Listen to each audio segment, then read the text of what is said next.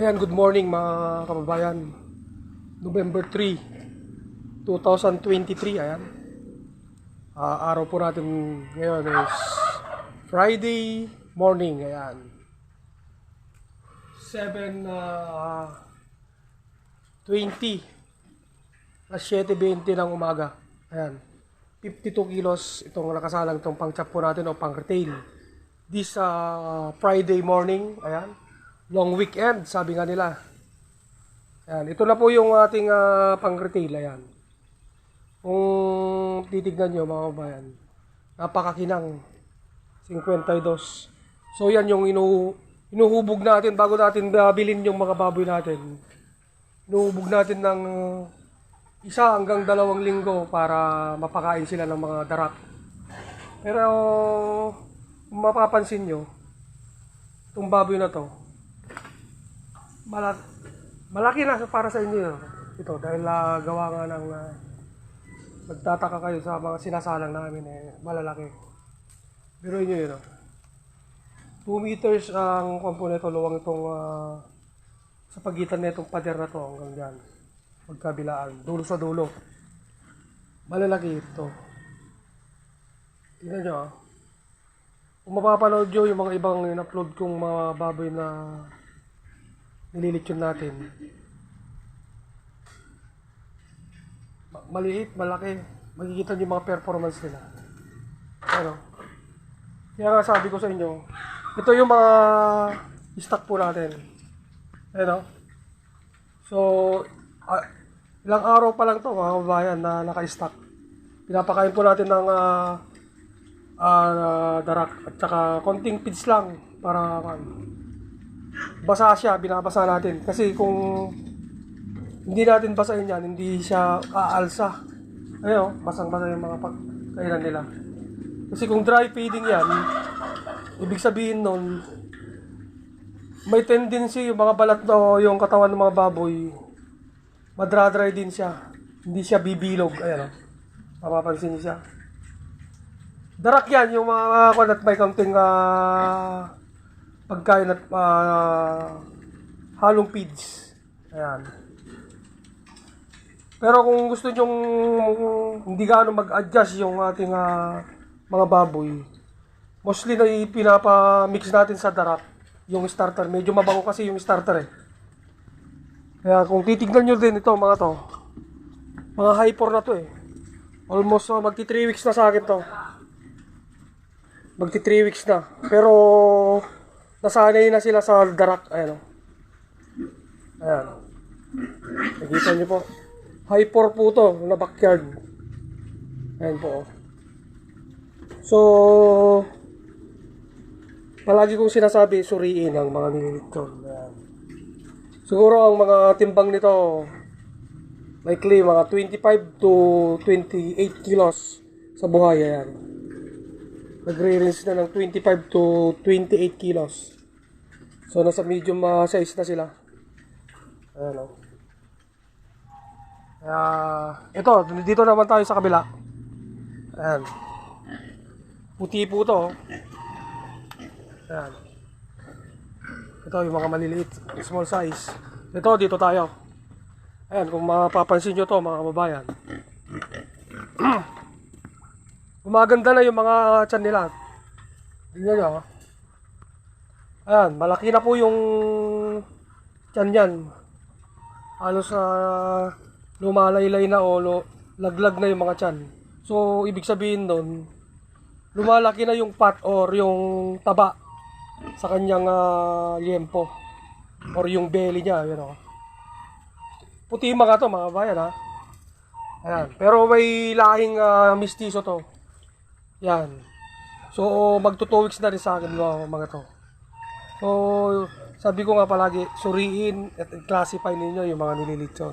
Hindi lang kumubaboy, pwede nang litsyon. Pwede yung kaso nga lang, yung satisfaction ng ating mga customer o yung kakain, kailangan malutong. Ayan So, kailangan bago natin katayin to, 3 to 4 weeks pa. Para ma-maintain natin yung kanyang crispiness o texture ng ating nililitsyon. Ayan po. Ayan po. Ayan. may nagkaroon na siya ng tiyan. Ayan o. Kung mapapansin nyo sa may belly or liempo. Ayan o. Kumakain na ng darak to. So, dun tayo sa kabila. Nakakulungan. Itong mga itim na constant na talagang yung bloodline nila talagang makapal yung taba nila. Hindi tulad sa mga puti na may dugong hyper. Talagang nila, ang umaalsa sa kanila yung laman. Hindi yung fat nila o yung taba. Ayan. O, dito tayo sa kabila. Itong mga itim na to. Nagre-range ng 35 to 40, 50 kilos to mga to. Yung nakasala ngayon dyan sa ating litsuran, magkasama mga to, kasama niya. So kung titignan mo yung performance nung nililitsyon po natin, hindi pa siya gaanong masabi na within 2 to 3 hours malutong pa rin siya. Kasi ang paglalatag o pagre-retail natin ng lechon, kung di nyo mabasamin, kailangan ang pagpapalutong ng mga lechon na nilalatag o nire-retail natin sa pagtitinda, kailangan 4 to 5 hours bago mag-fade yung lutong.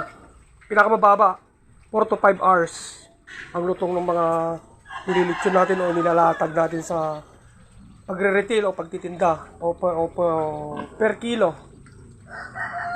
So ito mga to, magto 2 weeks pa lang kasama siya doon. So itim po yun, yung baboy na yan. Tingnan nyo, wala, next mga buntot na ito. Feeds ang pinapakain nung binili po namin to, pero kinumbert po namin sa darak, konting feeds lang. So kung titignan nyo po yun, malaki na yung tiyan. So, ito naman, tong dito sa kabila, ito talaga high 4. Pero kinumbert po natin sa pagpapakain ng darak. Kumbaga yan, sinasaysay natin o tawag dito, pinapakain natin ng mga darak na mas makonsapat yung tawag to, yung taba. Yan. Kaya palagi suriin natin, pag-aralan natin ang mga stock natin kung saan pagbigay ng magandang performance sa lechon o quality na lechon. Ayan.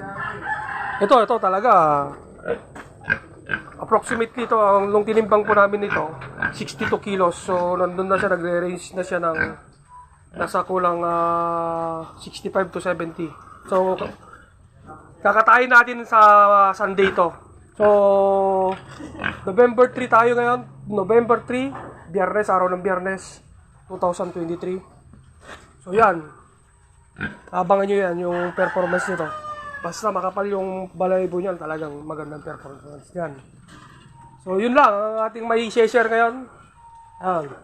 Makikita nyo itong mga to, high 4. Pero naka-convert na natin sa magpapakain ng darak, konting feeds lang. Puro may basa lahat yan.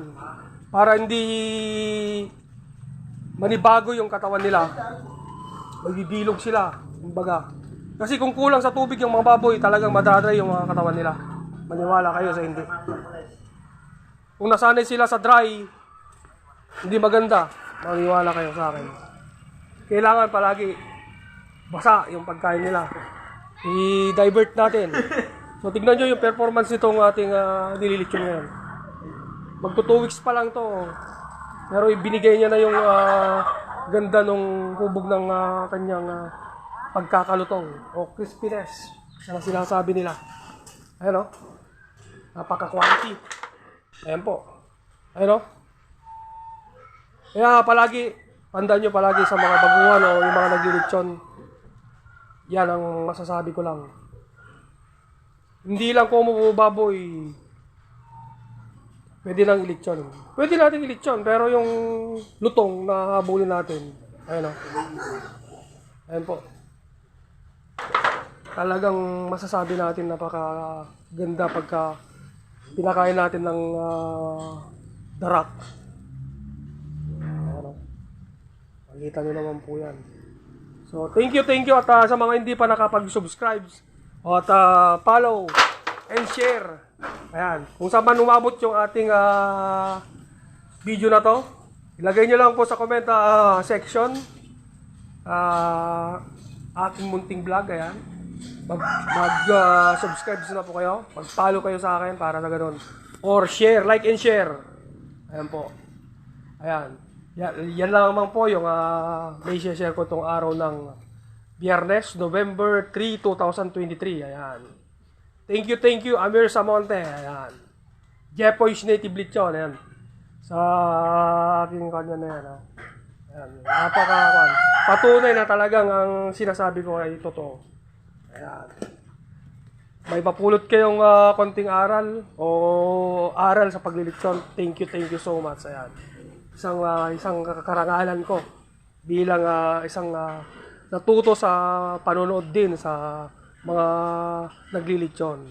Yun lang masasabi ko, mga kababayan. So, again and again, thank you in advance. Thank you, good morning, and God bless sa inyong lahat. Ayan. Thank you so much.